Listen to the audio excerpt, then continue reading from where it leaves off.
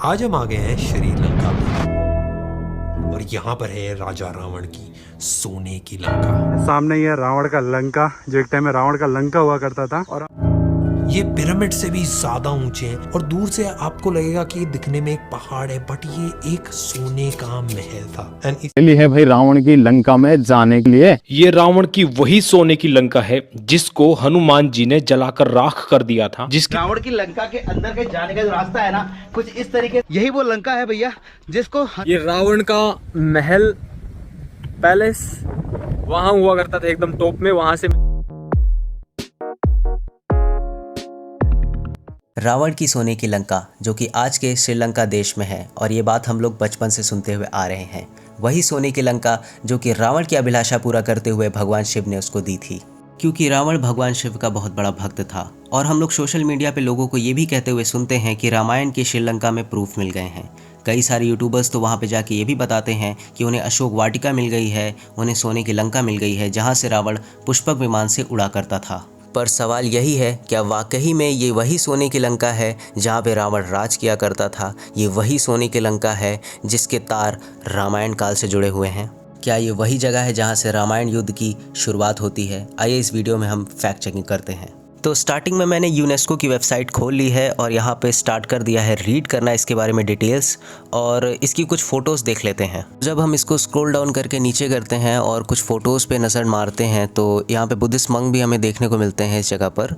और ये श्रीलंका की एंशिएंट सिटी कहा जाता था इसको। इस यूनेस्को वेबसाइट पे मैं और भी फ़ोटो इससे रिलेटेड देख लेता हूँ, देखता हूँ कुछ रामायण से रिलेटेड मिलता है कि नहीं। तो मैं स्क्रॉल डाउन इसको कर रहा था और स्क्रॉल डाउन नीचे कर रहा था, तो मुझे ऐसा तो कुछ मिला नहीं कि जिससे ये साबित हो जाए कि ये कुछ रावण की लंका थी या रावण से रिलेटेड कोई चीज़ मुझे दिखी नहीं। और मैं पेज नंबर 2 पे जाता हूँ तो यहाँ भी कुछ फ़ोटोज़ हैं, और वो शेर का जो पंजा था। तो मैं आपको ये बता दूँ कि ये जो महल है इसको शेर के आकार का बनाया गया था उस टाइम। इस महल का बहुत ही अच्छा आर्किटेक्चर था और काफ़ी भव्य था। अब इसके बारे में थोड़ा डिटेल में जान लेते हैं। चलिए देखते हैं क्या लिखा है यहाँ पर। तो इस सिटी का नाम है सिगिरिया, और हमें डिस्क्रिप्शन पढ़ने पर यह पता चलता है कि इस एंशिएंट सिटी को बनवाया था राजा कश्यपा ने 5th सेंचुरी में। यही बात श्रीलंका की ऑफिशियल हिस्टोरिकल प्लेस वाली वेबसाइट पर भी लिखी है। और ये जो महल है राजा कश्यपा के द्वारा लायन रॉक की शेप में बनवाया गया था, और इन्हें कश्यपा फर्स्ट के नाम से भी जाना जाता है। और ये उस टाइम के श्रीलंका के बहुत ही पावरफुल रूलर थे, और ये 5th सेंचुरी की बात है। और इनके बनवाए हुए महल को अगर हम ऊपर से देखें तो वो कुछ ऐसा दिखता है, जो कि काफ़ी सुंदर दिखता है। और डिटेल में जब मैंने इनके बारे में रिसर्च किया तो मुझे पता चला कि इनके फादर का नाम था धातु सेना, और इनका जो रिलीजन था, जिस धर्म को ये फॉलो करते थे, वो था बुद्धिज़्म, थेरवाड़ा बुद्धिज़्म, यानी कि ये एक बुद्धिस्ट राजा थे। और जिस टाइम पीरियड में ये बनाया गया है उस टाइम पे भी बुद्धिज़्म ही डोमिनेट कर रहा था श्रीलंका को। तो यानी कि जो ये प्लेस है इसका रूट्स जो है बुद्धिज़्म से लेना है, क्योंकि ये बौद्ध धर्म का पालन करते थे। और एक बहुत ही कमाल की चीज़ मुझे देखने को मिली, इनकी जो डायनेस्टी का नाम था वो था मौर्य डायनेस्टी, जो कि आप पढ़ सकते हैं, मौर्य डायनेस्टी, जो कि काफ़ी ज़्यादा मिलता है हमारे इंडिया के जो कि ग्रेटेस्ट एम्पायर था, सबसे बड़ा एम्पायर मौर्यन एम्पायर से काफ़ी ज़्यादा मिलता है। तो ये सब डिटेल्स पढ़ के मैं यही सोच में पड़ गया कि हमारे देश के लोग कितना मिस इन्फॉर्मेशन की शिकार हैं। और वैसे गलती उनकी भी नहीं है, क्योंकि बहुत ज़्यादा मिसलीड किया जाता है हमारे बड़े बड़े इन्फ्लुएंसर्स के द्वारा। वो जाते हैं वहाँ पर और ऐसा प्रचार करते हैं कि ये रावण की लंका है, और व्लॉगर्स बहुत सारे वहाँ पे जाके ऐसा प्रचार करते हैं। तो कुल मिला के हमें इसका क्रेडिट राजा कश्यपा को ही देना चाहिए, क्योंकि उन्होंने ही बनवाया था ये महल। और हमें इज्जत करनी चाहिए हिस्ट्री की, क्योंकि अगर हम लोग क्रेडिट नहीं देंगे राजा कश्यपा को तो एक तरीके की ये इंसल्ट है हिस्ट्री की। और हमारे देश के लोग अभी भी ऐसा मानते हैं कि वहाँ पे सोने की लंका है रावण की, और कई सारे लोग मानते हैं। एक टाइम पे मुझे भी ऐसा लगता था कि वहाँ पे सोने की लंका ज़रूर होगी रावण की, लेकिन जब मैंने हिस्ट्री पढ़ना चालू किया तो मुझे पता चला कि मैं सच्चाई से कोसों दूर हूँ।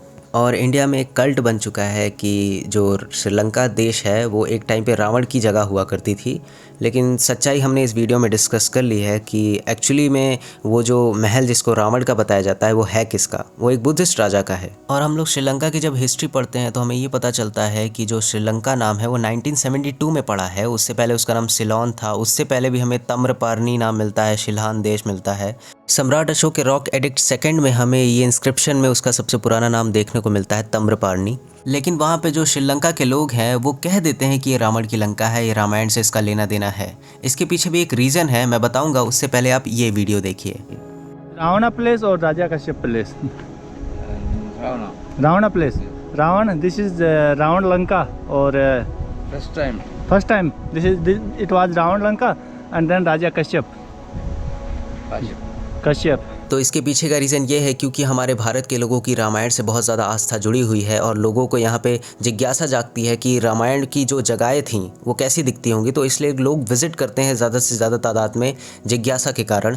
तो वहाँ के लोग यही बोल देते हैं कि हाँ, ये रावण की लंका है, यहाँ पर ही रामायण हुई थी। तो इससे वहाँ पर टूरिज़्म को भी बूस्ट मिलता है। बट द फैक्ट इज़ ये वाल्मीकि रामायण की वो सोने वाली लंका नहीं है। किसी और बुद्धिजीवी की वीडियो अगर आपको देखनी है तो इनकी देख लीजिए। जहाँ श्रीलंका देश, वो रावण वाली लंका शायद नहीं है। रावण वाली लंका शायद धरती के बीच में बिल्कुल बीच में थी और इक्वेटर पे थी। The Lanka which is mentioned in all the Surya Siddhanta हो गए, आर्यभट्टिया हो गए, तो उसमें जो लंका का वर्णन है that is on the equator. और उसको सूर्य सिद्धांत में राक्षसालय कहा गया, उसको लंका भी नहीं कह रहे हैं। लंका शब्द आया है सूर्य सिद्धांत में, लेकिन राक्षसालय का मतलब हुआ राक्षसों का आलय, यानी राक्षस जहाँ पे रहते हैं। तो सुन लिया आपने इनकी बात। आई होप रावण की लंका से रिलेटेड जितने भी लोगों को डाउट थे वो सब क्लियर हो गए होंगे इस वीडियो को देखने के बाद। और अगर ये वीडियो आपको पसंद आई हो तो इस वीडियो को लाइक करिए, शेयर करिए। अगर आप नए हैं तो इस चैनल को सब्सक्राइब करिए। Thank you for watching this video.